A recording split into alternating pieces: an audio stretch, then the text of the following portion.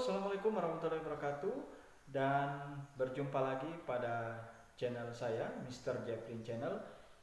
Mudah-mudahan kita semua dalam keadaan sehat dan selalu diberkati oleh Tuhan Yang Maha Kuasa. Baik, pada kesempatan kali ini kita akan mempelajari tentang surat lamaran, atau kita akan langsung praktek membuat surat lamaran. Surat lamaran itu tidaklah terlalu sulit kita buat. Yang penting adalah kita berpedoman pada sebuah lowongan. Baik, jangan lupa untuk selalu menonton video saya dan like and subscribe channel saya. Mudah-mudahan bermanfaat dan mari kita tonton sampai habis.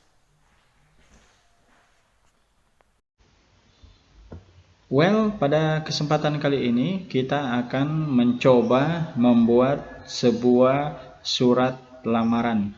Surat lamaran ini tidaklah terlalu sulit kita buat. Yang penting kita bisa mendapatkan lowongan. Karena ketika kita ingin membuat surat lamaran, maka yang terpenting adalah kita memiliki atau mendapatkan informasi tentang sebuah lowongan. Yang pertama yaitu kita menulis alamat kita sendiri. Ya, di sini boleh kita tulis nama kita, tapi boleh tidak, karena di lampiran nanti kita akan melampirkan kurikulum vitae atau biodata. Jadi kita menuliskan alamat lengkap kita di bagian atas pojok kiri. Kemudian yang berikut adalah the address of the company atau alamat dari perusahaan yang akan kita lamar.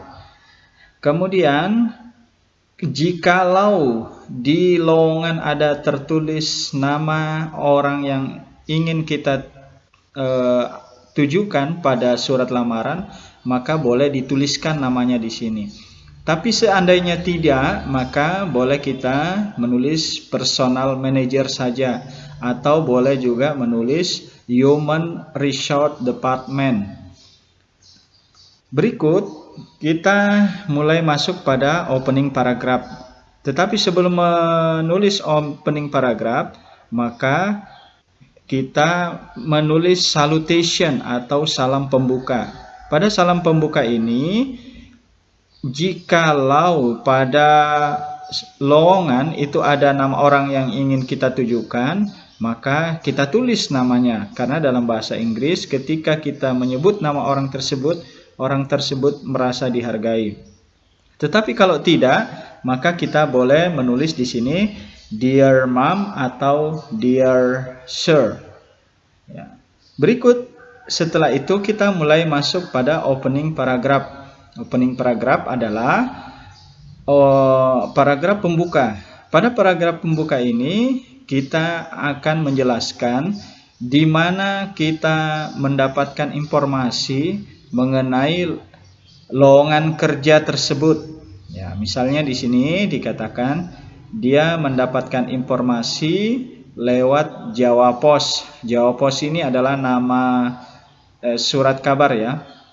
Pada 2015 bulan Juni. Ya. Kemudian berikutnya middle paragraph.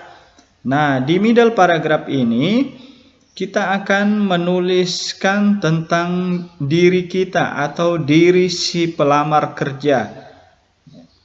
Dia sekarang lagi ngapain? Kira-kira begitu. Atau dia sekarang posisinya lagi di mana atau lagi kerja apa. Misalnya di sini dia mengatakan bahwa my current position managing the local branch of Nation Shoe. Jadi sekarang dia adalah seorang manajer di cabang lokal sebuah perusahaan sepatu nasional. Kemudian dia juga menjelaskan tentang kelebihan dirinya. Ya, misalnya di sini dia mengatakan bahwa dia bisa Microsoft Office. Ya. Kemudian dia bisa bekerja di bawah tekanan dan bisa bekerja dengan tim. Nah, inilah pada middle paragraph bisa kalian jelaskan sekilas tentang kelebihan kalian, sehingga nanti bisa menjadi pertimbangan oleh orang yang di perusahaan tersebut yang ingin menerima kalian. Nah, yang terakhir atau yang berikut adalah closing paragraph. Pada closing paragraph ini kalian bisa menulis kata-kata yang bisa membuat sang penerima kerja atau yang menerima kita di perusahaan tersebut untuk mempertimbangkannya, ya. Kemudian boleh juga kalian menuliskan alamat kalian yang bisa dihubungi, atau misalnya kalian menyertakan nomor HP atau email. Nah, berikut adalah yang paling bawah itu kalian harus menulis nama kalian, kemudian jangan lupa ditanda tangan. Karena surat menyurat dalam bahasa Inggris kalau tak ditanda tangan maka dianggap tidak resmi. Nah, inilah yang lengkap ya. Ini tadi boleh di sisi kiri atas ya. Ini rata boleh. Kemudian alamat kalian, kemudian alamat perusahaan yang akan dituju. Kemudian ini ada orang yang akan menerima kita ya, dia menuliskan namanya pada lowongan. Kemudian ada opening paragraph tadi, yaitu dari mana kalian mendapatkan informasi dan apa yang ingin kalian lamar, posisinya ya maksudnya. Karena biasanya di lowongan itu menyertakan beberapa posisi yang sedang lowongan atau yang boleh dilamar oleh beberapa pelamar. Kemudian yang berikut yaitu middle paragraph. Ini tadi berisi tentang diri kalian. Siapa sih kalian? Apa kelebihan kalian? Dan kalian sekarang lagi ngapain? Ya, kira-kira begitu ya. Kemudian yang berikut yaitu closing paragraph. Closing paragraph ini yaitu paragraf penutup di mana kalian bisa menuliskan tentang kata-kata yang bisa dipertimbangkan oleh perusahaan sehingga perusahaan bisa menerima kalian.